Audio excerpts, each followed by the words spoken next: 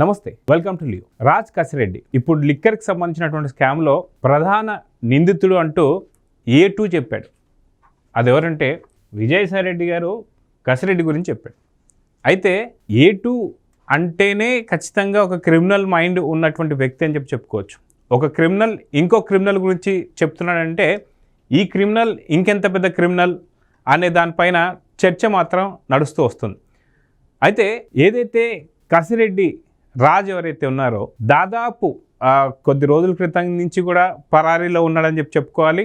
ఎందుకంటే పోలీసులు నోటీసులు ఇస్తున్నా సరే ఎక్కడ తీసుకోకుండా వాళ్ళ అమ్మగారికి ఒకసారి, వాళ్ళ నాన్నగారికి ఒకసారి, వాళ్ళ నాన్నగారు కూడా సిట్ విచారణకి అయితే వచ్చారు. వచ్చి వాడు ఎక్కడ తిరుగుతున్నాడేమో నాకు తెలియదు అని అయితే చెప్పాడు.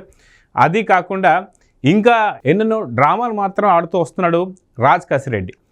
అయితే ఎప్పుడైతే విజయవాడ సిట్కి సంబంధించి విచారణకు పాల్గొన్నటువంటి ఒక విజయసాయిరెడ్డి గారు కూడా వాస్తవానికి ఏప్రిల్ 18వ తారీఖు మీరు సిట్ విచారణకి హాజరు కావాలి అన్నప్పుడు లేదు నేను ఖచ్చితంగా 18వ తారీఖు మాత్రం నేను హాజరు కాలేను, ఒకరోజు ముందే అంటే ఏప్రిల్ 17వ తారీఖే నేను హాజరవుతానని చెప్పడం, మళ్ళీ ఆఖరి క్షణంలో లేదు నేను రావడం లేదని చెప్పేసి సిట్కి చెప్పడం, దాని తర్వాత మళ్ళీ ఎప్పుడైతే అనుకున్నటువంటి టైం ఏప్రిల్ 18వ తారీఖే మళ్ళీ విజయసాయిరెడ్డి సిట్ విచారణకి హాజరు కావడం, ఇదంతా చూస్తుంటే కొంత ఇది ఒక వ్యూహంలాగా నడుస్తుందా అని అనుకోవచ్చు.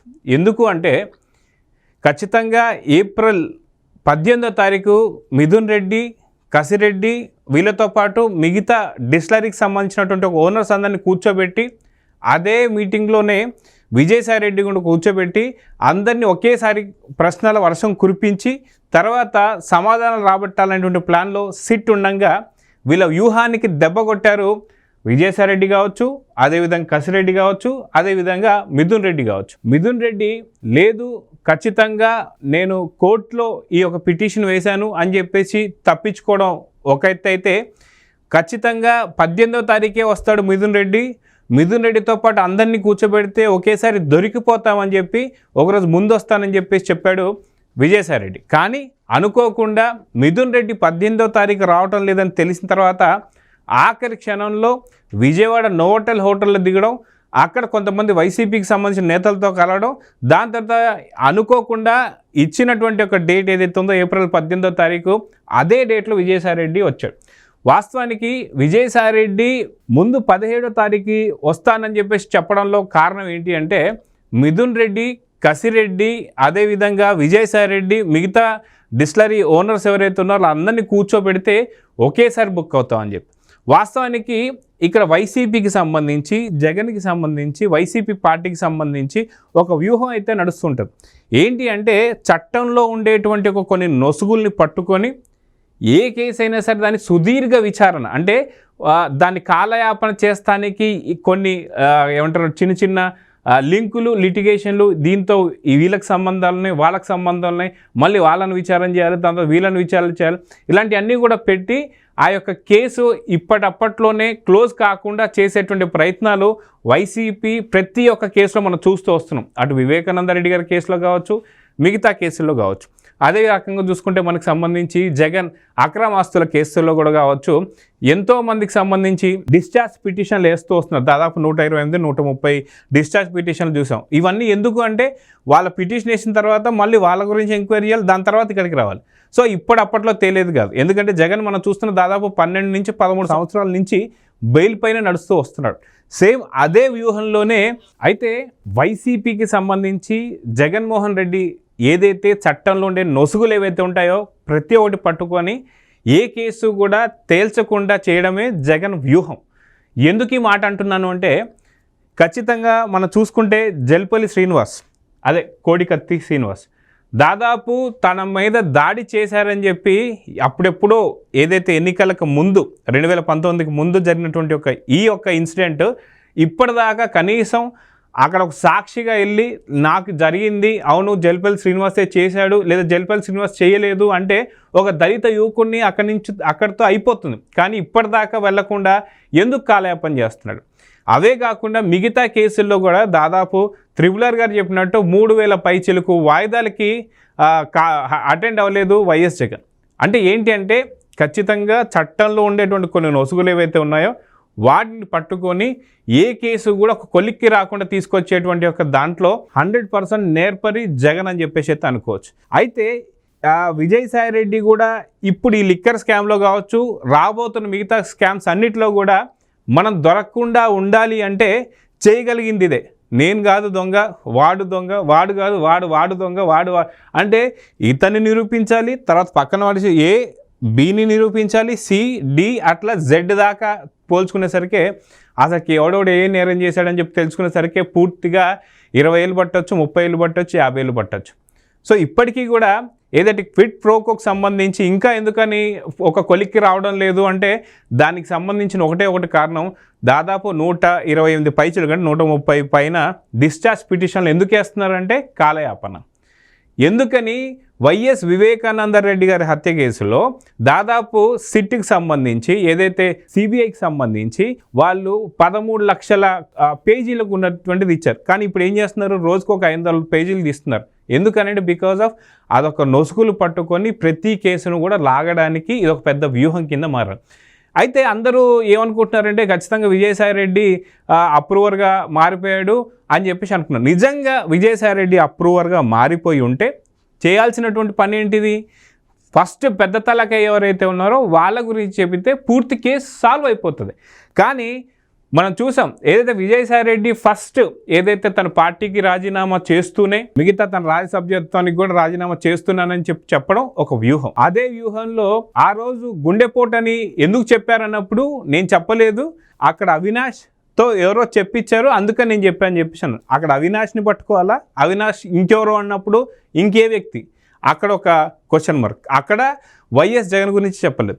అదేవిధంగా చూసుకుని వస్తే రెండోసారి మనం చూసుకుంటే ఏదైతే విచారణకి హాజరైనటువంటి ఒక విజయసాయి రెడ్డి గారు వైవి విక్రాంత్ రెడ్డి పూర్తి కర్త కర్మ క్రియ అని చెప్పి మాట్లాడాడు. కానీ బిగ్ బాస్ గురించి చెప్పలేదు, అక్కడ కూడా జగన్ పేరు చెప్పలేదు. అదేవిధంగా చూసుకుంటే అసలుకి అదే విచారణకు సంబంధించి అది వెళ్ళింది కాకినాడకు సంబంధించి పోర్టు విషయం గురించి అయితే అక్కడ వచ్చేసి ఏం మాట్లాడాడు, అసలు సంబంధం లేని లిక్కర్ కేసుకు సంబంధించి రాజ్ కసిరెడ్డి అని చెప్పేసి అన్నాడు. మళ్ళీ నిన్న వచ్చేసి ఏం మాట్లాడుతున్నారు, రాజ్ కసిరెడ్డి చాలా క్రిమినల్ మైండ్, అది నాకు తెలియదు, నేను ఎవరో పార్టీలో పెద్దలు అంటే ఈయనే పెద్ద అనుకుంటే ఈయనకన్నా పెద్ద అంటే ఇంకెవరు ఉంటారు, ఐదర్ భారతి మేడం కావచ్చు లేదా జగన్మోహన్ రెడ్డి గారు కావచ్చు. వీళ్ళిద్దరిలో చెబితేనే నేను తీసుకున్నాను, వీడంత క్రిమినల్ అని నాకు తెలియదు కాబట్టి ఖచ్చితంగా క్రిమినల్ అని తెలిసిన తర్వాత నేను కొంచెం దూరం పెట్టానని చెప్పి మాట్లాడుతున్నాడు. రాజ్ రెడ్డి మీద ఫోకస్ చేస్తున్నాడు కానీ జగన్మోహన్ రెడ్డికి ఏమీ తెలియదని మాట్లాడుతున్నాడు. జగన్కి ఒక కోటరీ ఉంది, ఆ కోటరీ అంతా కూడా జగన్ని మోసం చేస్తున్నారంటున్నారు కానీ జగన్ వీళ్ళందరినీ మోసం చేస్తున్నాడు అని చెప్పి చెప్తలేదు. సో నిజంగా విజయసాయి రెడ్డి అప్రూవర్గా మారాడా లేదా అనేది మీకు ఇక్కడ అర్థమైపోయి ఉండొచ్చు. అంటే ఇక్కడ విజయసాయి రెడ్డి అండ్ జగన్ ఇద్దరూ కలిసి ద్వితీయ శ్రేణిలో ఉన్న వాళ్ళు ఎవరైతే ఉన్నారో వాళ్ళందరినీ మీద కేసులు నమోదు చేస్తే వాళ్ళు పార్టీ విడిపోకుండా ఉంటారు. అదేవిధంగా చూసుకుంటే పార్టీకి సంబంధించినటువంటి కొన్ని మెయిన్ విషయాలు కూడా బయటికి పెట్టకపోవచ్చు. నాకు తెలిసి 2 విధాలు జరగవచ్చు. ఒకటి విజయసాయి రెడ్డి గారు జగన్ ఇద్దరు కలిసి ఎవరెవరైతే పాల్గొన్నారో వాళ్ళందరినీ ఫస్ట్ అరెస్టులు చేయించి ఈ కేసులు కొంత చట్టంలో ఉన్న నొసుకులు తీసుకొని కొంత ప్రొలాంగ్ చేసుకుంటూ వెళ్తూ మధ్యలో జైలు యాత్ర ఒక్కొక్కరిని వెళ్ళి పరామర్శించి ములాఖాత్ ఇచ్చి జగన్ వాళ్ళని మీరేం మాట్లాడొద్దు, మీరేం టెన్షన్ తీసుకోవద్దు, నేనున్నా మీకు అని చెప్పి వస్తానికి ఒక ప్లాన్ చేశారేమో ఇద్దరు కలిసి విజయసాయి రెడ్డి అని జగన్ అని చెప్పేసి. ఎందుకంటే జగన్ పేరు ఇప్పటిదాకా ఎక్కడో కూడా బయటికి తీసుకురావడం లేదు. నిన్నగాక మొన్న జరిగినటువంటి ప్రెస్ మీట్లో కూడా బిగ్ బాస్ ఉన్నారంటే అసలు ఎవరా బిగ్ బాస్ అని మాట్లాడుతున్నారు. అంటే ఖచ్చితంగా ఇది ఒక పెద్ద వ్యూహంలాగా మారింది. అయితే దీనికి సంబంధించి ఈ రాజ్ కసిరెడ్డి వాయిస్ ఒకటి కూడా వచ్చింది. అదేంటి అంటే రాజ్ కసిరెడ్డి ఏం చెప్తున్నాడంటే, నేను విచారణకి ఎందుకు రావాలి అనే దానికి నాకు సంబంధించి కొన్ని క్వశ్చన్స్ ఇవ్వండి, నేను దానికి ప్రిపేర్ అయ్యి వస్తాను, ఎందుకు తీసుకెళ్తున్నారు చెప్తా, లేదంటే ఎందుకు తీసుకెళ్తున్నారు ఏంటి అనేది ఏదైతే మీడియా ఉందో శాటిలైట్ ఛానల్స్ కావచ్చు, యూట్యూబ్ ఛానల్స్ కావచ్చు, మీ వైసీపీ పార్టీలో కావచ్చు చెప్తున్నారు కదా. ఖచ్చితంగా లిక్కర్కి సంబంధించి 7 అంచెల భద్రత ఏదైతే మీరు తీసుకున్నారో దాని మీద మీరు చాలా కీలకమైన వ్యక్తి అని చెప్తున్నప్పుడు ఇంకా దేని గురించి పిలుస్తున్నారంటే, అంటే లిక్కర్ కాకుండా ఇంకేదైనా సరే స్కామ్లు చేశారా అనేటువంటి ఒక అనుమానాలు మాత్రం వస్తూ ఉన్నాయి.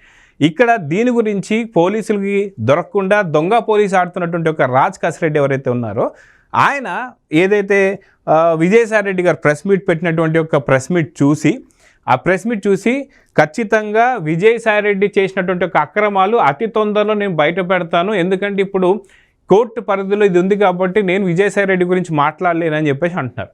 అదిగాక విజయసాయి రెడ్డి అన్న మాట ఏంటి, తను చాలా పెద్ద క్రిమినల్ అని చెప్పేసి అన్నాడు, క్రిమినల్ మైండెడ్ అని చెప్పేసి అన్నారు. అందుకని మళ్ళీ రాజ్ రెడ్డి ప్లస్ విజయసాయి రెడ్డి మీద కోపం ఉందని చెప్పి మనందరికీ తెలియజేస్తానికి అతను ఒక బట్టేబాజ్ అని చెప్పేసి అంటున్నారు. నిజంగా బట్టేబాజ్ అయితే అంటే దేనికి పనికిరాని వాడైతే A2గా ఎందుకుంటాడు? నిజంగా దేనికి పనికిరాని వాడైతే దాదాపు 40 ఏళ్ళ నుంచి రాజశేఖర రెడ్డి గారి కుటుంబానికి కావచ్చు, రాజారెడ్డి గారి కుటుంబాన్ని దగ్గర నుంచి ఇప్పటిదాకా చార్టర్డ్ అకౌంటెంట్గా జగన్ ఎందుకు నిరూపించుకుంటాడు? నిజంగా విజయసాయి రెడ్డి బట్టేబాజ్ అయితే జగన్ కూడా బట్టేబాజ్ అని చెప్పేసి అనుకోవాలా? ఎందుకంటే ఇంతకాలం నుంచి ఎందుకని తీసుకొస్తున్నాడు? వాస్తవానికి జగన్ సంబంధించి ఎవరు ముఖ్యం అంటే విజయసాయి రెడ్డి ముఖ్యమా, కసిరెడ్డి ముఖ్యమా అంటే ఖచ్చితంగా ఎవరి పేరు చెప్తారంటే ఇప్పుడు కసిరెడ్డి రాజ్ పేరు చెప్తారేమో అని చెప్పేసి అనుకోవచ్చు.